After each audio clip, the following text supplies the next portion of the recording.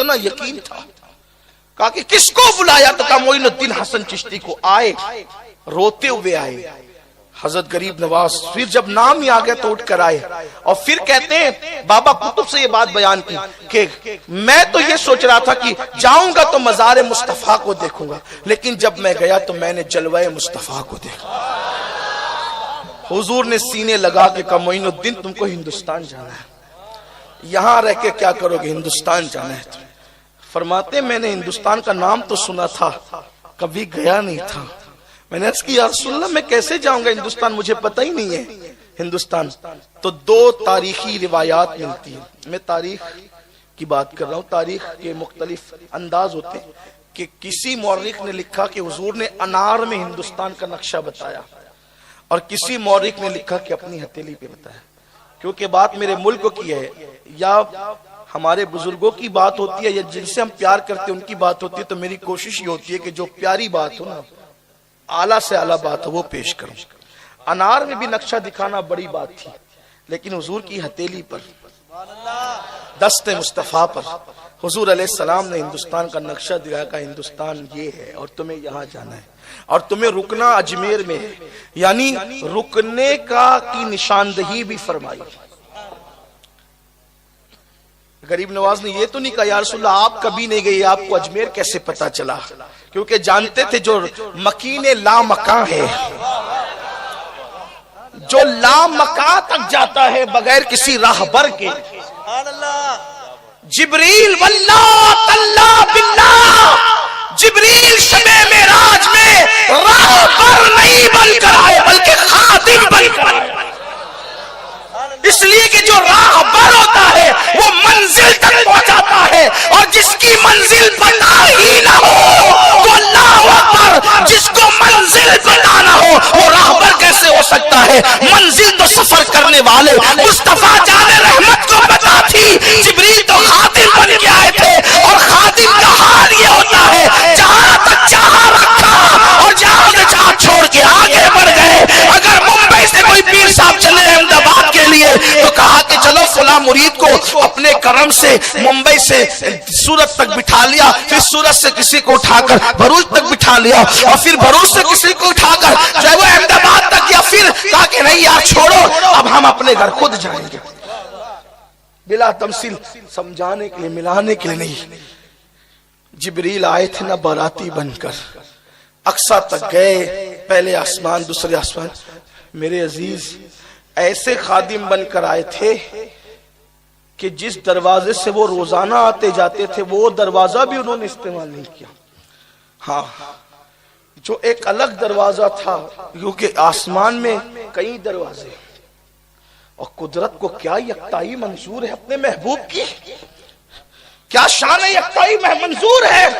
दस्तक दी जिब्रील ने, दरवाजा खोलने वाला कौन था? कोई फरिश्ता ही था ना। कौन था? कौन था भाई? फरिश्ता था। पूछा कौन? का जिब्रील। सरदार का नाम सुनना था तो क्या करना था? खोल देना था ना।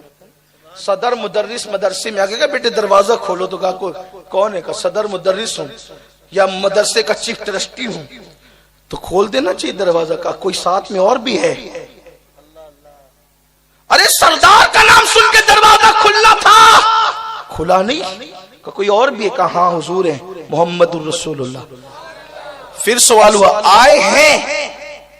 आए हैं कि बुलाए गए हैं? तवज्जो फरमाएं। इस हदीस को लोग पढ़ते वक्त डंडी मारते का देखा, हुजूर अलैहिस्सलाम के बारे में पूछा जा रहा है, आए हैं कि बुलाए गए हैं, तो मतलब फिर खुद अपनी मर्जी से निकालते हैं। मतलब ये कि अगर नहीं बुलाए गए होते तो दरवाजा न खुलता। अरे तू नादान है, इस तरीके की बकवास तू करता है, तेरे दिल में इश्क की शमा नहीं। हम आशिकों से पूछ। फरिश्ता इख्तियाराते मुस्तफा को बयान कर रहा है, आए हैं कि ला बुलाए गए हैं, यानी कि बुलाने में उनका एजाज है और चाहे तो खुद से आ भी सकते हैं। ये अल्लाह ने उनको इख्तियार दे रखे। आए हैं कि बुलाए गए, बुलाने में एजाज है और खुद से आने में इख्तियार है। दोनों तरफ मेरे नबी की शान है। आए हैं कि बुलाए गए। फरिश्ता कोई मुहाल बात तो नहीं करेगा ना। आए हैं कि, तो जिब्रील ने कहा आज बुलाए गए। بلائے تو دروازہ کھول دیا گا. کیوں؟ جبریل سے اتنا پوچھنے کے بعد کیوں؟ اس لیے کہ جبریل کے لیے دروازے الگ تھے اور حضور کے لیے الگ.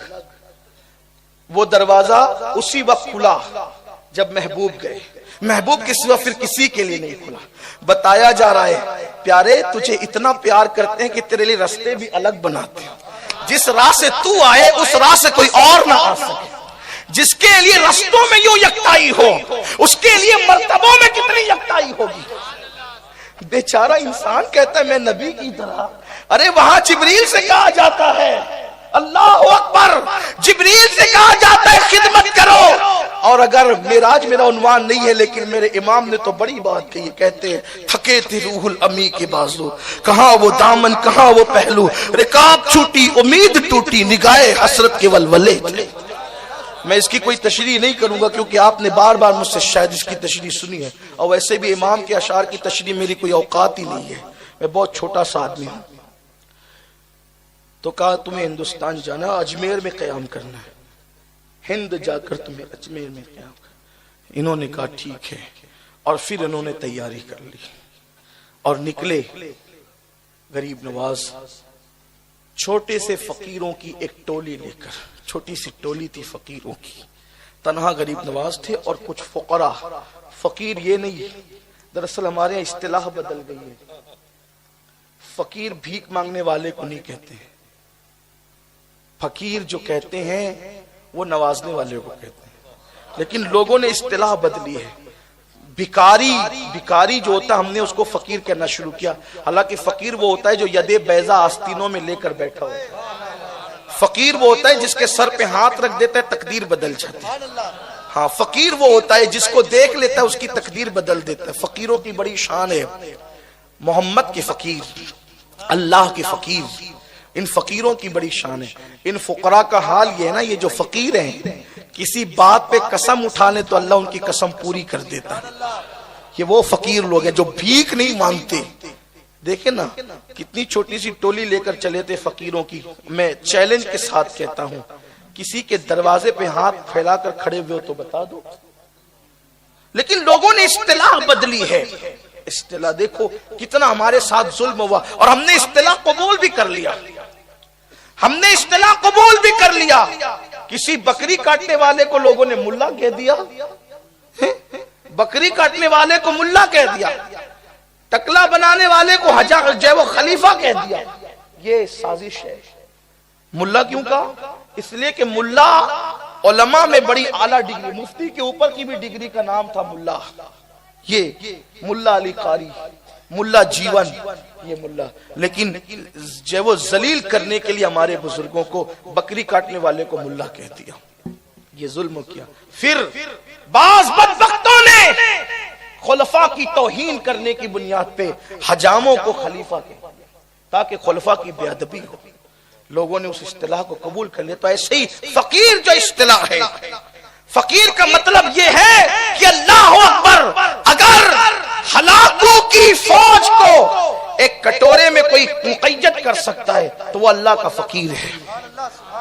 یہ فقیروں کی شان ہے. تو فقیروں کی چھوٹی سی ٹولی لے کر کے چلے. ادھر چلے ادھر ہندوستان کے اندر جو ہے یہ غلغلہ ہو گیا جادو کے ذریعے سے، علم نجوم کے ذریعے سے، فلاں فلاں جو بھی انہوں نے کرنا تھا کہ ایک فقیر آ رہا ہے، ایک فقیر آ رہا ہے. اچھا وہ بھی یہ کہتے تھے ایک فقیر آ رہا ہے، ایک فقیر آ رہا ہے. وہ لوگ فقیروں سے اتنے ڈرنے کی ضرورت کیا تھی؟ ایک فقیر آ رہا ہے، فقیر سے ڈرنے کی ضرورت کیا تھی؟ پتا تھا فقیر بھیک نہیں مانگتا، فقیر اتنا دیتا ہے کہ کافروں کو مومن بنا دیتا ہے. جے پال جوگی کو عبداللہ بیابانی بنا دیتا ہے.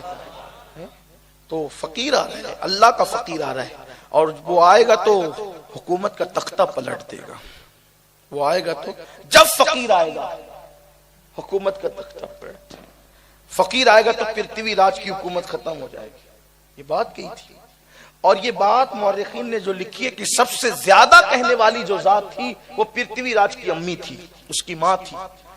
اس نے اتنا علم و اتنا گیان حاصل کیا تھا پرتھوی راج کی ماں نے. مورخین نے لکھا ہے، یہ کوئی میرا عقیدہ نہیں ہے، میں نقل کر رہا ہوں صرف. کہ وہ مرغ کی بولیاں بھی سمجھتے، پرندوں کی بولیاں اس نے سیکھ رکھی تھی، خدا جانے کیسے، بعض مورخین نے لکھا، ہندوستان کی تاریخ ہے۔ تو وہ کہتی تھی کہ یہ جو مرغ بولتے ہیں نا، مرغ جو بولتے ہیں، تو یہ مرغ کہتے ہیں کہ وہ فقیر آئے گا تو تیری حکومت ختم ہو جائے گی۔ تو وہ اپنے بیٹے کو کہتی تھی، بیٹے کو، پرتھوی راج کو، بیٹا اس محمد کے فقیر سے مت لڑنا، اس محمد کی فقیر سے مت لڑنا ورنہ تیرا نشان مٹ جائے گا۔ کاش کہ کوئی ماں آج بھی ایسی ہوتی جو کہتی کہ محمد کے فقیر سے مت